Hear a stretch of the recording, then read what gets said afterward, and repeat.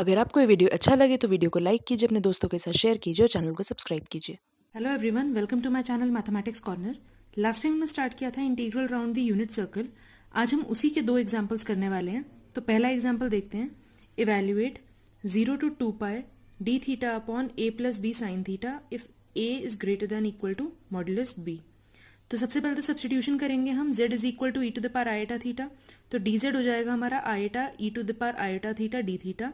तो d theta हो गया हमारा d z upon e to the power iota theta, यानी d theta is equal to d z upon iota z. और sine theta का substitution क्या था? z minus z inverse upon 2 iota.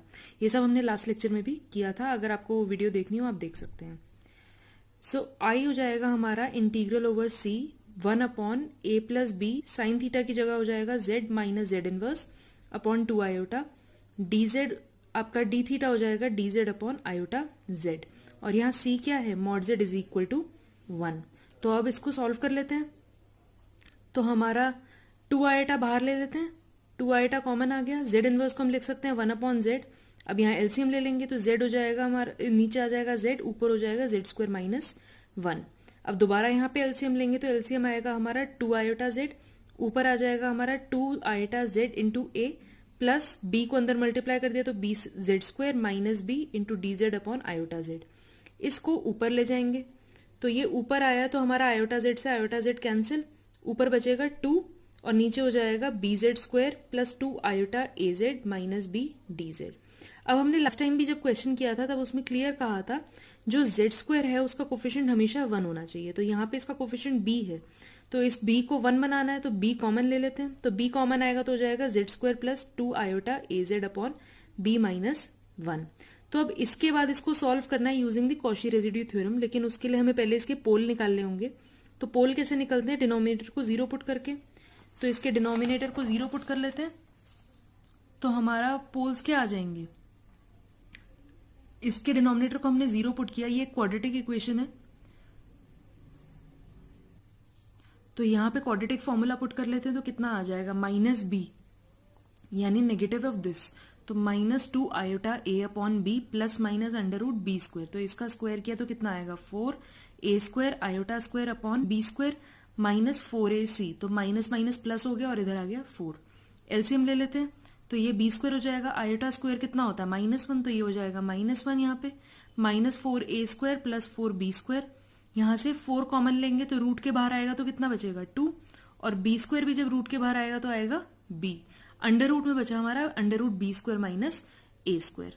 तो अब यहां से अगर हम माइनस कॉमन लें इन दोनों में से, अंडर रूट में से, तो ये अंडर रूट -1 क्या होता है? आयोटा, तो बाहर आयोटा आ जाएगा और 2 कॉमन लेके नीचे से कैंसिल हो रहा है तो यहाँ बचेगा आयोटा, ऊपर हो जाएगा under root A square minus B square.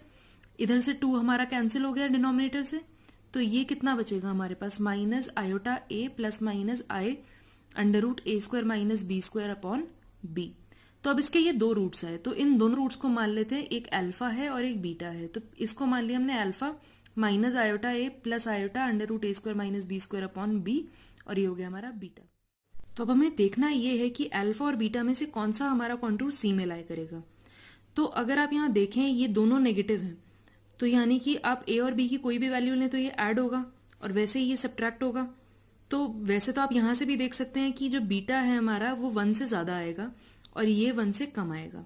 लेकिन अगर आपको फिर भी देखना है तो आप ऐसे कर सकते हैं, ए और बी की कोई वैल्यू पुट कर लीजिए।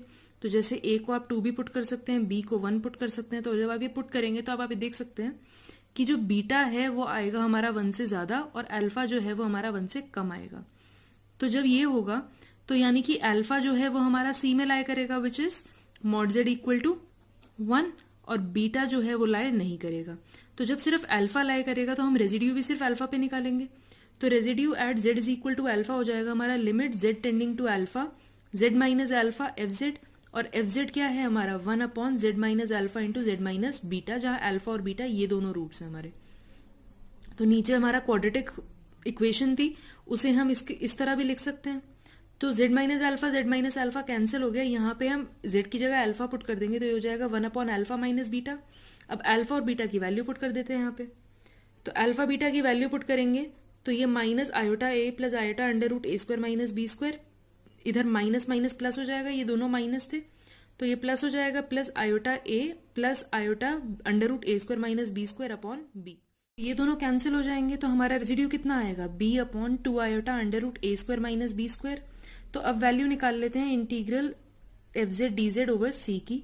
तो वो बाय कॉशी रेजिड्यू थ्योरम कितना आ जाएगा 2 pi iota into sum of residues, और रेजिड्यू तो हमारा एक ही का निकला है तो हम इसकी वैल्यू पुट कर देते हैं। तो हमारे पास इंटीग्रल की वैल्यू कितनी आ जाएगी पाई B upon under root A square minus B square, क्योंकि यहां से 2 आयोटा कैंसिल हो रहा है। तो अब लेकिन हमें वैल्यू किसकी निकालनी थी इस आई की, और आई क्या था हमारा 2 upon B integral C F Z D Z. तो 2 upon B into pi B upon under root A square minus B square, B और बी कैंसिल हो गया तो ये आया 2 pi into under root A square minus B square.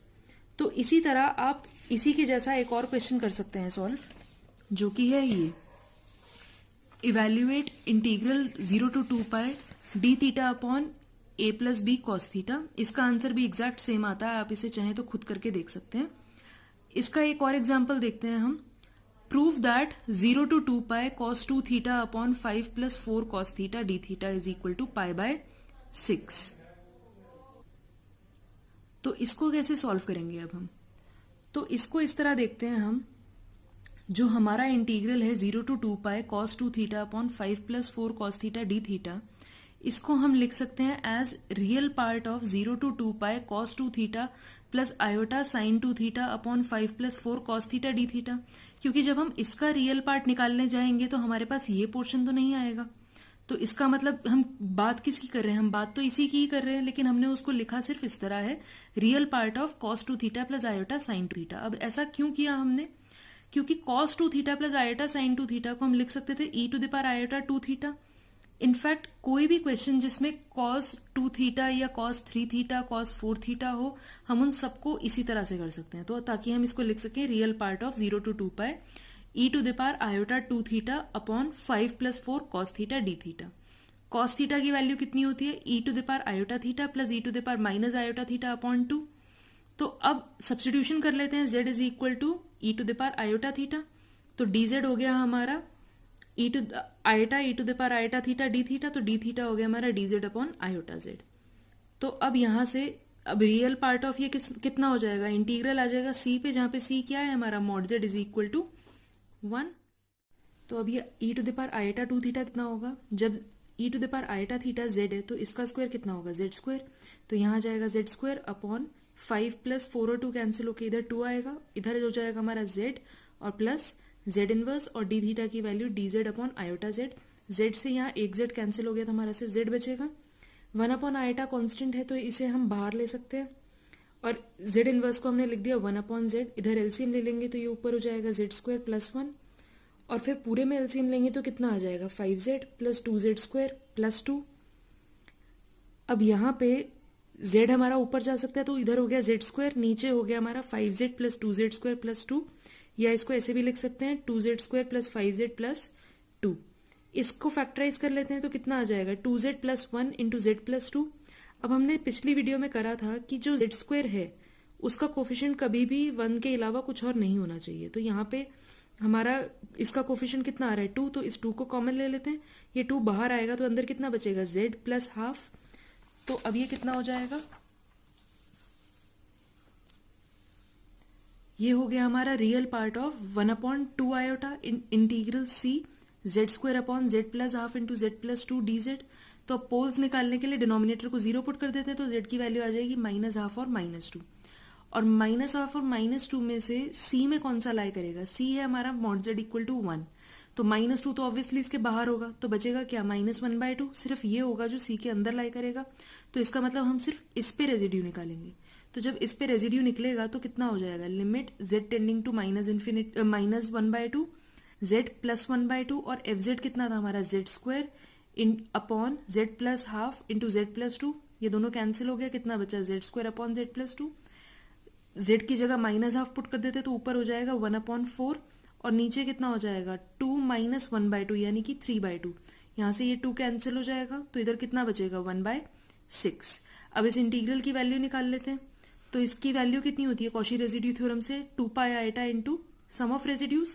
तो यहाँ पे रेजिड्यू हमारा सिर्फ किस पे है z is equal to half minus half पे, और वो कितना है 1/6, तो ये कितना आ जाएगा पाई आइटा बाय 3। तो आई की वैल्यू कितनी हो जाएगी, आई था हमारा रियल पार्ट ऑफ 1/2i और साथ में इंटीग्रल एफ जेड जिसकी वैल्यू हमारी आई है पाई आइटा बाय 3। तो आई की वैल्यू कितनी हो जाएगी, आई और आई कैंसिल हो रहा है, तो रियल पार्ट ऑफ पाई/6, तो रियल पार्ट ऑफ पाई/6 कितना हो जाएगा पाई/6। तो आई होप आपको इन दोनों एग्जाम्पल से काफी हेल्प मिली इसे समझने के लिए। Thank you everyone. अगर आपको ये वीडियो अच्छा लगा हो तो अपने दोस्तों के साथ शेयर ज़रूर कीजिएगा।